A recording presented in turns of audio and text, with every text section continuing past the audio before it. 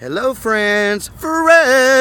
Stephen Talbot here, of course, and today is Monday, February 26th, excuse me, 2018, and it is my pleasure to be recording this video with you. It's very early in the morning, about 6:18 a.m. I've already been, 7:18 a.m. I've already been to the gym, and I decided to just park my car at the Bicentennial Mall. Let me take these off. I decided to park at the Bicentennial Mall and walk around just to record this video. Because I get tired of recording it like just in my car, you know.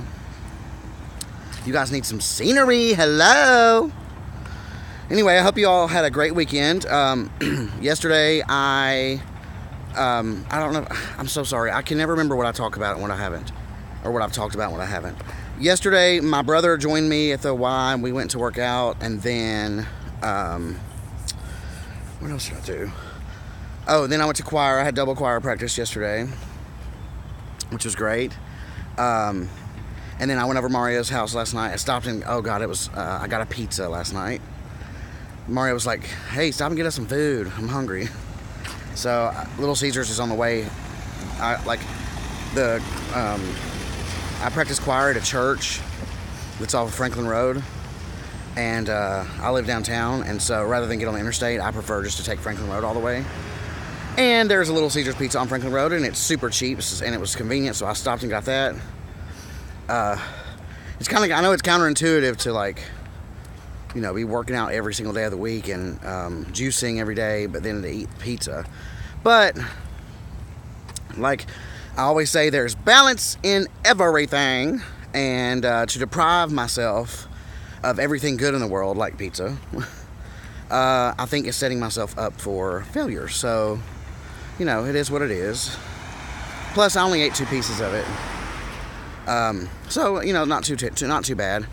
I would love to, you know, there's you know, like all the nutritional snacks and stuff in the grocery store, whether it's low fat or 100 calorie and blah blah blah. Pretty much everything on the inner aisles of the grocery store is what I would consider, and what many people would consider, fake food. So I know it's not real good for you at all to eat, but damn, it's so good. You know, there are certain things that's just absolutely delicious. And where am I going? My car is over here. I was walking home, but I forgot. I parked over here. So anyway, what I wanted to talk about today is, you guys know that I'm a big fan of Chalene Johnson. If you don't know who she is, her website is chalenejohnson.com. She's like a celebrity fitness trainer, and that's not why I'm in love with her. I'm in love with her because she does a podcast, and she does like coaching type stuff, and she just talks about like real life stuff, you know, like she constantly has, I'll leave a link in the description below so you guys can check it out, but she has a podcast that she releases. For a while she was on a hiatus because she was working on something else, but now she's back to like a routine of releasing the podcast about once a week or so.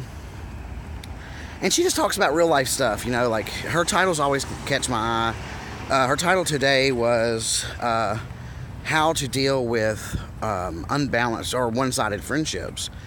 And I wanted to talk about that today as well, not because I have a specific example in my life, although I have definitely had examples of this in the past, but I just think that she has a few valid points.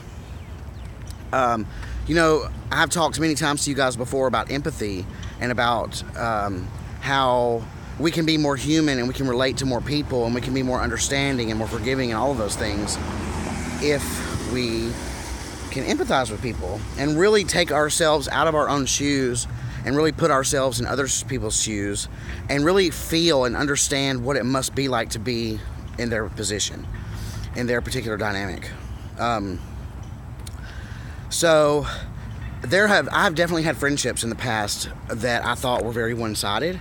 And she dawned a new light on this topic for me because she basically reminded me, and I think it's a good reminder, that, you know, what we may perceive as a one-sided or an unbalanced friendship, more so, as she says, more so unbalanced. There's not really any such thing as a one-sided relationship. You know, relationships take two. But she really talks about taking a step back and trying to empathize and understand what it's like from their perspective.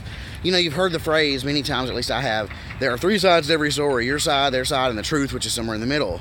And a lot of times what we might perceive as a one-sided or an unbalanced friendship, what if we just take a step back and understand what it's like from their perception? So maybe it's a friend where we always pick up the check and they never offer to pay. Or maybe it's a situation, a group dynamic where you know, you're always the trip planner, or I'm always the trip planner, and you just get tired of the group friendship, the group setting, like always depending on you to like plan all of the outings, and that really just gets under your skin and you're ready to explode because it's stressful or whatever. But if we take a step back and understand it, like for example, with the group, with a group friendship, it's like, okay, maybe there's a reason why you are the person that always plans the trips, probably because you volunteered to do it, and probably because you're good at it. Maybe instead of looking at it as all the stuff is dumped on you, maybe you should take a step back and think, maybe everybody depends on me to do this because I've offered to do it and because I'm really good at it. Or in the case of like someone who always, or if you're the person that always picks up the check, maybe if you really take a step back, maybe you always grab the check before the other person even has a chance to pay for it or even has a chance to do it. Or maybe that person brings something else to the table that's not monetary, but maybe every time you're around them, they make you laugh the entire time. Or maybe they're really helpful, or maybe they help you do a certain thing. Maybe they sew buttons on your shorts when the buttons pop off, or whatever. You know, it can be really anything. And so I'm gonna leave a link to a link in the description to this podcast. It's about 15 minutes long. I encourage you to go listen to it. It just made me reevaluate some people that I would have definitely pegged as one-sided friendships in the past. These people I really don't interact with them that much anymore.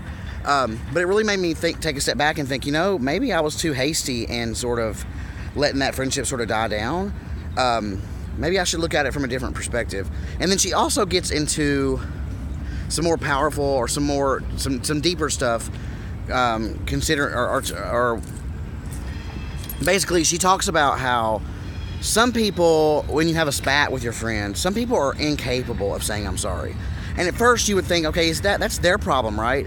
But you know, we're all built differently and we all have different DNA. And some people, especially people who, this is what she says, especially people who grew up, you know, in an unstable home environment, to say I'm sorry is to open yourself up to vulnerability, and it's to put yourself in an unstable place for a moment.